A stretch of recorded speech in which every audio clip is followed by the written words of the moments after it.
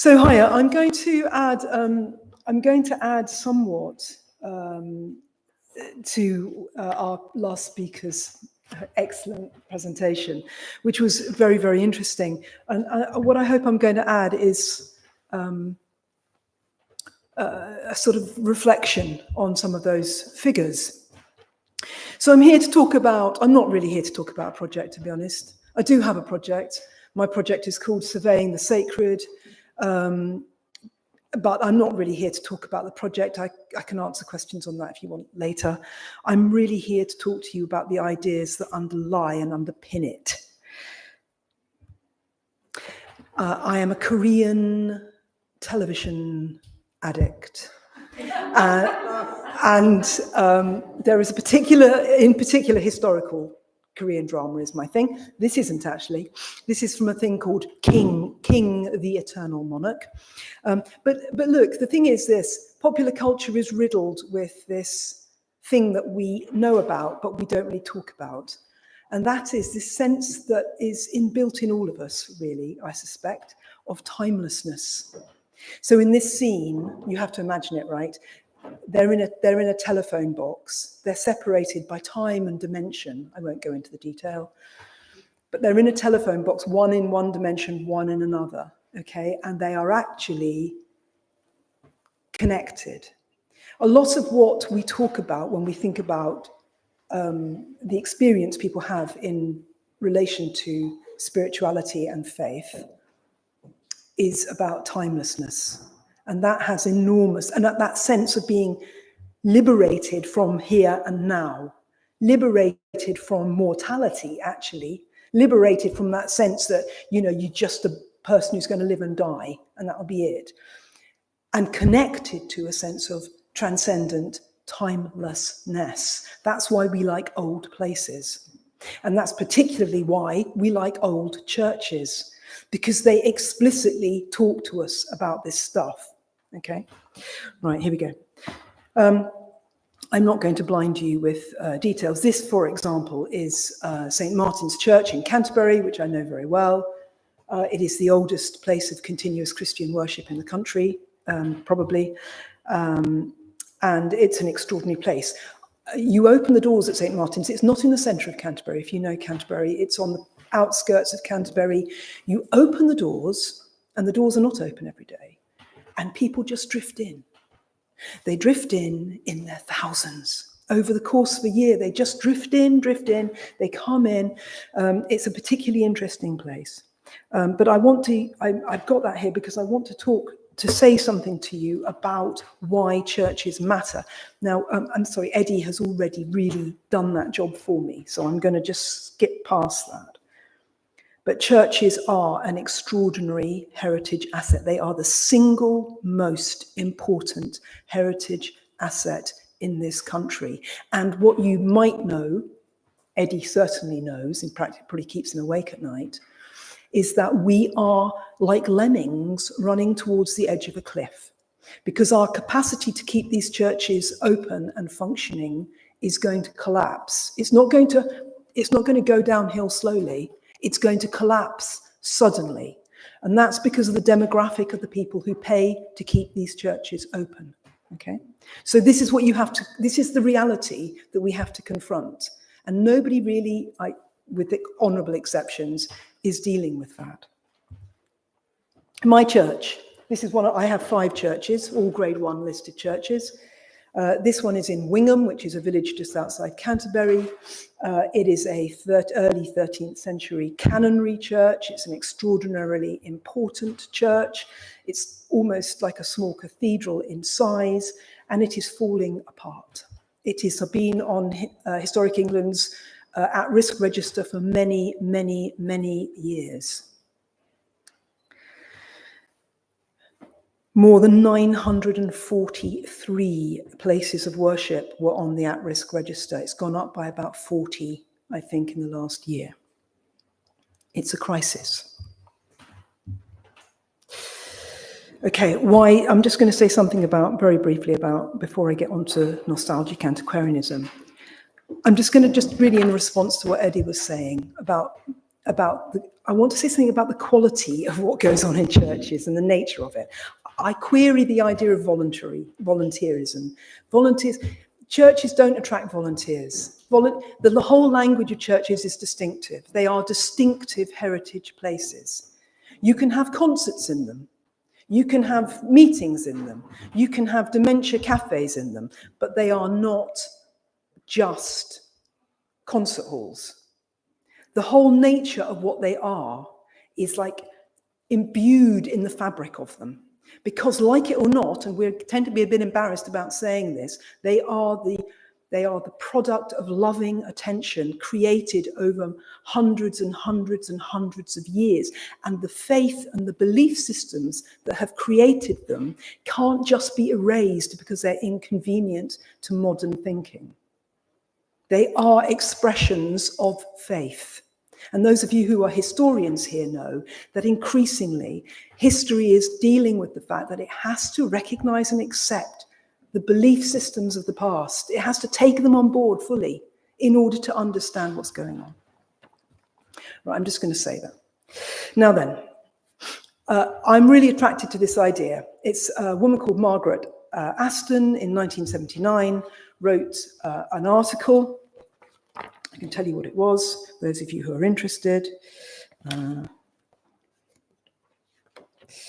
on a tickety-boo, it's worth knowing. It was an article written for the Courtauld Institute in 1979, and it was called...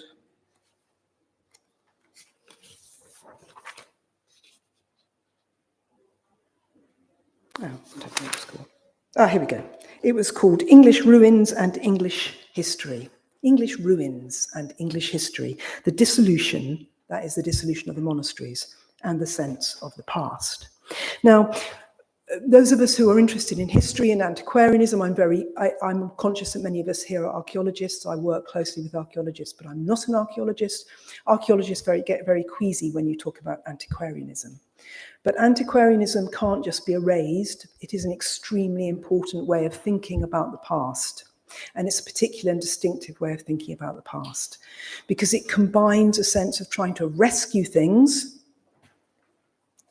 There's a well-established belief, Margaret Aston is one of those who established this principle, that the antiquarian response of the 16th century, the development of the work of people like Leyland and so on, then Camden and Lambard, Stukely, I could list them going on and on and on, right?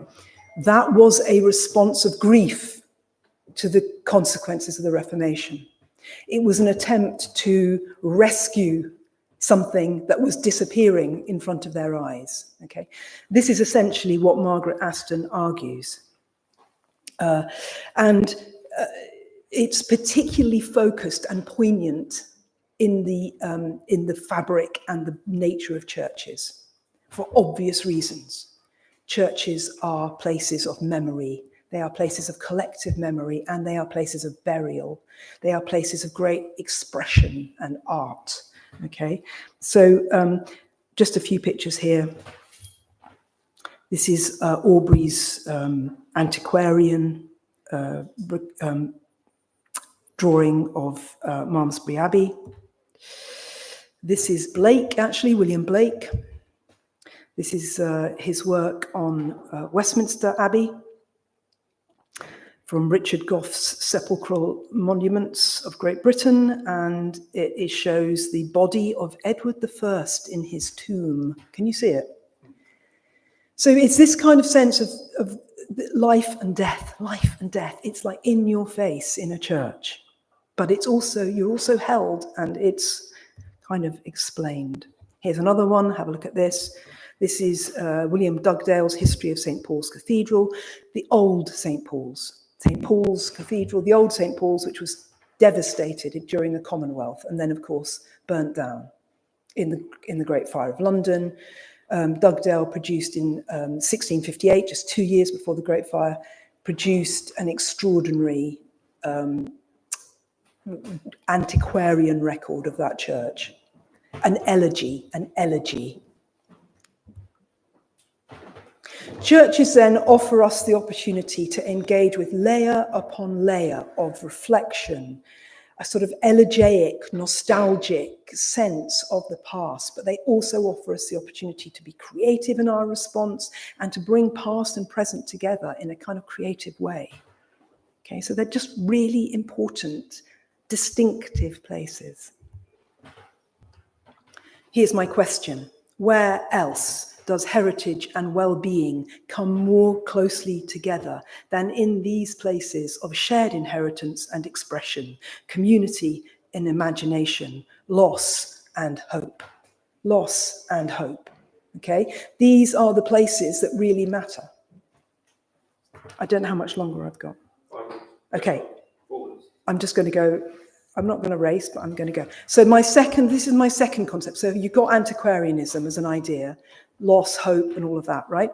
So my second idea that I want to talk to you about, which I'm attempting to bring into my project, is this idea of relics. I'm going to say something about that because I did a lot of work on a project around an Anglo-Saxon saint called Eanswyth. I don't know if you've ever heard of Eanswyth. Eanswyth was an Anglo-Saxon royal saint, Kentish royal saint.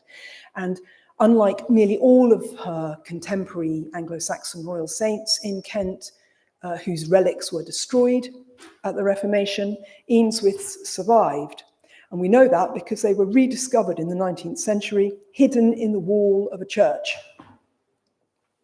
Okay, look it up, Eanswyth, E-A-N-S-W-Y-T-H. It's very interesting. So a lot of work around relics, and that leads us to this point here. I'm going to give you, for example, the work of this great historian, David Brown, who's a really creative and interesting historian who works in the field of late antiquity. So David Brown talks about why people think about relics, or what they're doing with relics, and the cult of relics and the cult of saints in late antiquity. And he makes this point. He says, in late antiquity, you know, where people were, this isn't from late antiquity, it's medieval, obviously, but, you know, this notion of proximity and touching relics. What lies behind that, Brown says, is this notion of that in the ancient world, the divine is kind of layered off in a kind of almost a kind of physical way from the material. So you've got the material world, you've got a kind of dome, and then you've got the divine, okay, floating around up there. The point about Christianity is it comes along and it says that's not how this is. God is in the material, okay, and God is in the material form. So Christianity has this particular kind of contribution, and he talks about, very interestingly, about this idea that in early Christian thinking, the saints were both at one and the same time present in the relics or the shrine and in heaven. Yep, okay, 2 minutes. So this, again, we're back to this notion of proximity. Now, what I want to say to you is there's something about churches that allows us this really, I mean, it's somewhat esoteric, this, but it is a really interesting potential thought if we're talking about well-being, which is not just physical well-being, but is spiritual and emotional well-being. It is about proximity to the other, okay? So very finally, my project, if you want to know about it, I'm happy to talk to you about it, but this is what we're hoping to do. We build on with, this is the third in a series of projects we've done. This is a project called People Before Us, where basically what we did is we thought we're gonna survey a churchyard, and what we found was people just wanted to connect with the gravestones and the art. This is where antiquarianism matters, because it's about this focused concentration, this recording, and in the process of recording, rescue, engagement, transcendence. And the reliquary stuff matters because it gives us the potential sense of why this material culture matters spiritually. I hope that makes some sense to you. Thank you very much.